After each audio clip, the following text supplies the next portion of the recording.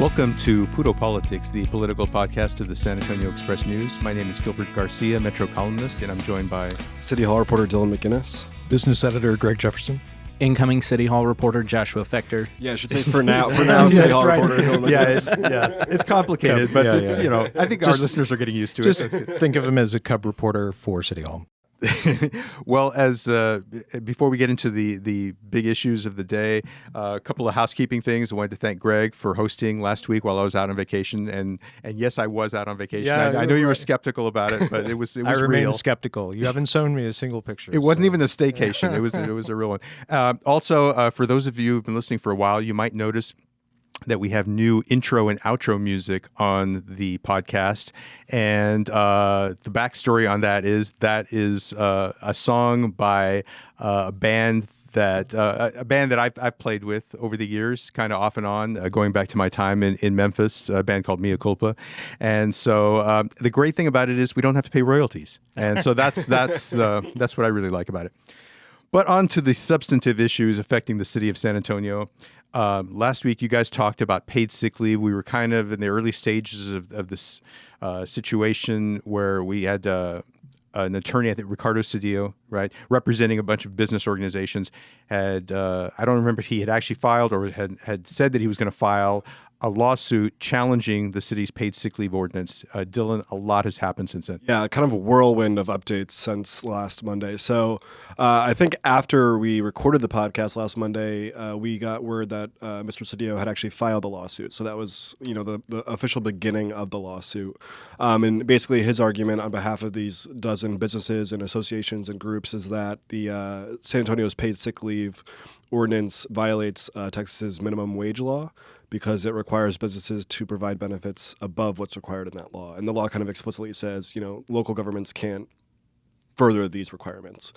On Thursday, the groups that had initially pushed for this law last year, Texas Organizing Project, Move Texas, who had presented a petition to City Council, it seemed like they started getting word that the city was about to agree to a deal to postpone the ordinance from August 1st to December 1st. They were not pleased with that deal, and so they sought to intervene in the case. They basically tried to join the lawsuit as a co-defendant to kind of launch their own defense of the ordinance and try to block any kind of deal to delay. And then that concern was realized one day later on Friday, late Friday evening. The city and the businesses announced that they had reached this compromise to postpone the policy from August 1st to December 1st, which they said, the city attorney's office said would give the city more time to kind of change the policy and hopefully make it more easily defensible in court. Also on Friday, the Texas Attorney General's office, who is proving himself to be no fan of San Antonio City Council, intervened in the case and basically said he supports all of the businesses' arguments that this is preempted, that it's unconstitutional, and that the law should be struck down by a court. And then Monday morning, just not long before we started recording this, Bexar County Judge Monique Diaz, who was a recent guest on our podcast, a little plug there, made a decision regarding this, I guess, pushed back the hearing on this, right? Yeah, so kind of more actually updates over the weekend. Over the weekend, Mayor Ron Nirenberg comes out and says he doesn't support the delay. He doesn't support what San Antonio city staff attorneys are pursuing as a legal strategy to defend the ordinance.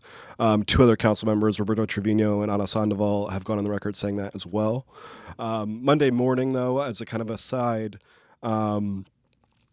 Ryan Cox, who's representing TOP and Move Texas, and Marilyn Washington, who's a home care provider without paid sick leave, who is also seeking to join the case. They argue basically that they weren't given enough notice to prepare for the case, in the sense that this deal was announced after business hours on Friday. The rules of procedure say that you need to give opposing counsel 3 days to prepare, and Judge Monique Diaz sided with that. So basically now the hearing on whether to delay San Antonio's paid sick leave ordinance has itself been delayed 2 days. So basically everyone will come back Wednesday and try again. There's so many interesting things about this. One, as you pointed out, you've got Ron Nirenberg and a couple of council members saying, we don't agree with the city attorney's office decision to push this back 4 months. Josh, when you look at this, I mean, it's an unusual example of the mayor basically being at odds with the city attorney of San Antonio on the timing of this. Mayor Ron Nirenberg says, we should go forward with this now on August first, and the city attorney saying that we want to push this back. I mean, what do you make of this kind of tension that we see here on this? Well, you have the mayor obviously siding with progressive groups who were loath to sort of, or at least hesitant to give their endorsement to Ron in the runoff. And I also wondered to what extent, and I wonder if you have any sense of this, Dylan, that the mayor was communicating with city staff over the weekend about this, or whether he just sort of shot out this tweet. Yeah, so that's something we're trying to kind of get to the bottom of is the sense that, did the mayor voice his opposition to this policy with the city's attorney's office themselves? And it doesn't seem like right now that's the case. When I asked the city attorney's office, have they gotten any direction on this strategy from city council? They said that they had conferred with the city manager, which is their direct boss, and then notified council of their decision to seek this delay. Is it possible that we're just seeing like a good cop, bad cop thing playing out in public, but really there isn't any kind of difference? That makes it sound like there was an actual strategy. I don't think there was. Good point. Thank you. As often happens at City Hall, I think it just kind of. I wouldn't be surprised if there had been a disconnect between the city attorney's office and city council and Mayor Nirenberg, and they hadn't been talking. But I mean, it's the mayor and council have the power here. I mean, if they weigh in and say, we want to move ahead with this, and we don't want to strike a deal that would delay it. That'll happen. I mean, the question though is do they have that power? Can the mayor just say to the city attorney's office, "I don't support this"? I mean, some of my colleagues don't support this. This is, the city attorney answers to the city manager, but the city manager answers to the council. Yeah. If it's a will of the council to not strike a deal, that's what's going to happen. Well, Greg, what do you make of the fact that you've only had 2 council members? I mean, it's early in the process. Only 2 have said anything. My sense is all the other council members, or most of them, are just trying to keep their heads down. They want ask me. Yeah, exactly. Please don't ask me. And I think they're probably happy. Could you ask me about Chick-fil-A? Yeah. Something non-controversial. The good old days of Chick-fil-A. I mean, when it was so easy.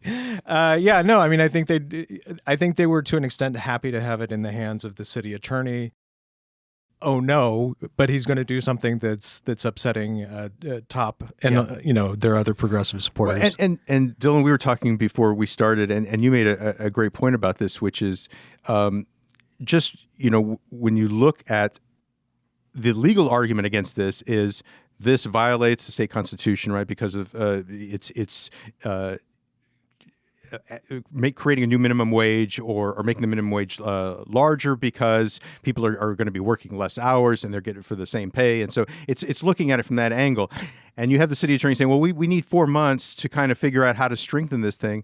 What can you do in 4 months? It either violates the Constitution or it doesn't. Yeah, that's right. So the city attorney's office is basically making the case that they can change this to make it more defensible, but it's hard to see how that would happen. Basically, the business's argument, and they're using an argument that successfully blocked Austin's ordinance, is that it violates the minimum wage law because it requires businesses to offer benefits above what is laid out in that law. So I don't see how you can skirt that unless you dropped the requirement to offer these benefits. In other words, maybe make the ordinance voluntary or provide incentives for businesses to do this. But obviously, I think most people in support of the ordinance would see that as gutting the law. If you believe that this violates the state constitution, mandatory paid sick leave is going to be unconstitutional, and you can't. There's nothing you can do in 4 months. And so that's what the attorney for Top and Move Texas is basically arguing, is all they're doing is kicking the can down the road, in the sense that unless you're going to gut the ordinance, you're going to come back a year from now and have the same argument again about whether or not it's constitutional. If you accept that it's just kicking the can down the road, to what purpose? I mean, why do this? Yeah, why not just do it now? And so the city attorney's office won't speak outside of the litigation, but I mean, basically the case they made is that they want more time to. This gives them the best chance to defend the ordinance. But again, if you follow that logic down the road, it's hard to see how they can get around it. Another dynamic I think we should point out here is that if you have the mayor siding so openly with progressive groups, it sets up this other dynamic, which is against the business interests in this particular case. I mean, you had the chamber come out, I think it was a week or two ago, and say, we're not a party to this lawsuit, but we do support the overall goal here, which is to, nullify this ordinance. Yeah, it's kind of a very politically fraught situation for the mayor because on the one hand, I mean, he's stuck in the middle, as he often was in his first term, between progressives and the business community. And I think he sees that that endorsement from top, from other Democratic constituencies that he leaned on in the runoff to beat Greg Brockhouse narrowly in a runoff, and B, the financial support that businesses and developers and those kinds of people provided to his campaign instead of Brockhouse. And you add in the fact that this ordinance came out of very kind of unusual circumstances where he didn't support the actual policy, but he supported it, to avoid sending it to the ballot. It's just this very complex web of things that he has to sort through, and I don't know that he fully has yet. Right, and that is complex. But what's not complex is, to say that Top, he wouldn't be mayor today. I really, I think Top and kind of affiliated groups really put him over the top over Greg Brockhouse. They're late in the game intervention, and so I mean he owes them politically a much bigger debt than he does the business crowd, because they were with him all along, and it didn't really get him much in the general election. So. Yeah, I mean, there's that. Putting aside the policy, I mean, he was always uncomfortable. When they passed it, it was as you all talked about last week. It was just, let's pass it so that we don't have it on the ballot and conflicting with our fight against the firefighters and their charter amendment campaign. And so he kind of said, well, we're going to pass this, but we need to improve it. And it just feels like the scenario that would have been politically ideal for him would have been for the legislature to have struck this down. And he's like, well, we did what we could do. We did. And business community, see, I told you, you have anything to worry about. And people, Top and so on, we passed it, so, not trying to be cynical about it, but I mean, I think that the legislature, the legislature having sort of Republicans botching their effort to strike this down has made things really messy for him. Yeah, and it seems like there's a growing kind of insinuation now that the Texas Supreme Court is going to take care of this, right? It was the state legislature, 3 months ago, they're going to take care of this, they're going to address this. They didn't. Unexpectedly. I think everyone expected them to do it. Now it's like, okay, now it's in the court's hands. The Texas Supreme Court will decide this. So it'd be kind of interesting if the Texas Supreme Court said, we don't really want to hear this case. Yeah, they also expected the Texas Supreme Court to handle the fire union fight. So, I mean, does a Supreme Court justice do anything in the course of a day? I mean, really? That is a great question. Dylan, another story you covered last week, and I think this story is just going to get wilder as time goes on, involves a new District 2 Council member, Jada Andrew Sullivan, and allegations from field organizer Sylvia Lopez, I think she's worked on campaigns, doing block walking for 34 years, and is alleging that Jada Andrew Sullivan, I think there were 4 checks, right, that were made to her for totaling $4,200, and she alleges that she's been cheated out of them. And there was basically the checks were written, they cleared the bank, and then something happened at that point. Yeah. So from Sylvia's point of view, I mean, she block walked for Councilwoman Andrew Sullivan and several other council candidates as well. She ended up, I think, bringing in around $8,000 from Jada's campaign. But 4 of those checks, totaling $4,200, were the ones that were at issue. And basically, this was during the runoff. This was during the runoff. Yeah, she got a notice in the mail about 3 weeks ago saying that those checks, which had been cashed and deposited into her account, had been withdrawn back, and it said reason for recall, forgery. So they alleged that the councilwoman basically went back after the campaign had already been won, and illegitimately claimed that these checks were unauthorized to get her money back. The councilwoman's office says that the bank was the one that flagged the checks for forgery and withdrew the money.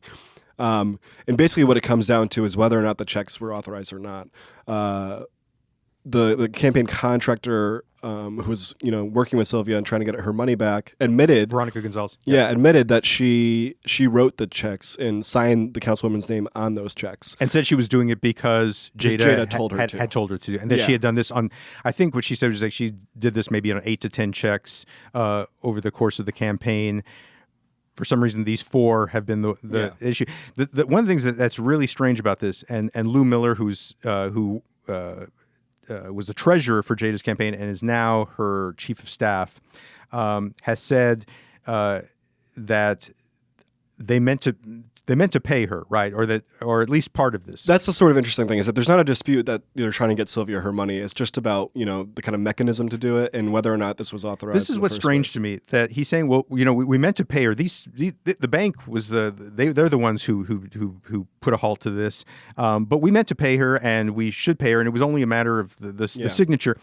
The thing that's strange is, my understanding is they have not yet paid her, and they have not communicated with her and said, we're sorry about the mix-up, we're going to take care of it. And it's been now like, a month and a half or more than that. So that just seems like really strange behavior from a council member to say, well, the bank did something, but we're going to fix it, and because we need to pay her, but they haven't. Yeah, and I mean, that was the argument back from Sylvia, the campaign worker who kind of lost this money, was that she has been reaching out to the councilwoman's office for weeks and has never gotten any indication that they said, oh, this was a bank issue, we're going to take care of it. She had been working with another worker on the campaign trying to get the money back, and there was this issue about getting invoices back. But it basically just proved very difficult for her to get the money back. So and the campaign was saying, we never authorized Veronica Gonzalez to make these payments. And Veronica's argument back against that was that she had made other checks that weren't flagged for forgery. So I think she's skeptical of the argument that it was the bank that flagged this down instead of the campaign herself. Yeah, I mean, for the councilwoman, this is, coming at the, almost at the beginning of her first term. I mean, this is bringing up all kinds of memories of past, hot check writing allegations. So why don't you tell us so a during the little bit about campaign, these allegations surfaced, or it became clear that in her past she had been charged with writing hot checks, basically checks that didn't clear. And there was this kind of crazy story about one of her campaign opponents' campaign manager realizing that she had an active warrant for her arrest out of Hays County, and one day before the general election, calling the Hays County District Attorney's Office and saying, is there an active warrant for this councilwoman or this candidate for council's arrest? There was, but it was quickly dismissed because it was far past the statute of limitations, according to the DA, and it was for like $47. The councilwoman claims she never wrote it. There was another case also in Bexar County around the same time. This is early 2000s. The councilwoman claims she did not write these checks. She was not responsible for this. She had her identity stolen and her checkbook stolen, and that was the kind of backstory for what's really problematic for her is that she's someone who was really almost unknown, I think, to most people, most voters. She tried to went through the appointment process when Art Hall was picked a few months ago. But we really don't know that much about her. And when one of the first things that people find out about a new council member is that they've, that somebody who worked on their campaign has now gone to the police over payments that didn't come in. I mean, I think it's, she's, I don't know how you address this, really. Yeah, so we should note that the councilwoman, the campaign worker, Sylvia Lopez, has gone to police with these kinds of documents. They're looking into it. I got the impression that it seemed like, this was something, it was kind of a, she said situation that police wouldn't be able to kind of get to the bottom of, so that it would be probably handled something, along more civil court lines. And we should note also that the councilwoman's office has said they're considering going to the DA's office about the forgery issue. So, you have both sides going to law enforcement, and it's kind of this fraud. I don't really know how you resolve it. You got to pay her. Yeah, the weird thing is, why don't they just get it over with? Just pay her and take it off the table and move on from there. Yeah, I think the question what's in that regard is, obviously, oftentimes campaigns don't have the money to, after a campaign, they're in debt. So I think that might be an open question. I think her campaign there was a lack of funds there at the end. And I think that I think experienced, savvy politician would have handled this in a much smoother way. And so this suggests not only a lack of experience, maybe I think there are going to be some ethical questions about this, and also the campaign didn't seem to have money, and maybe that was an issue here. So we're going to be hearing a lot more about that. I wanted to also get to the situation in Castle Hills. We have some.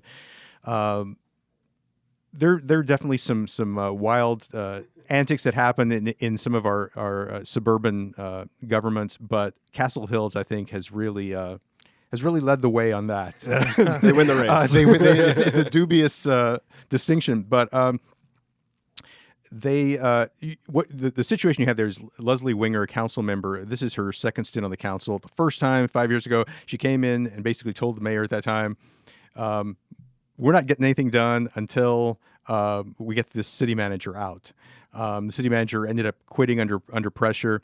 Later, a couple of years later, the next city manager, who, from my understanding, is a good friend of Leslie Winger's, was forced out. Leslie Winger was not on the council at that time, and so now that Leslie Winger is back on the council, she was elected last year.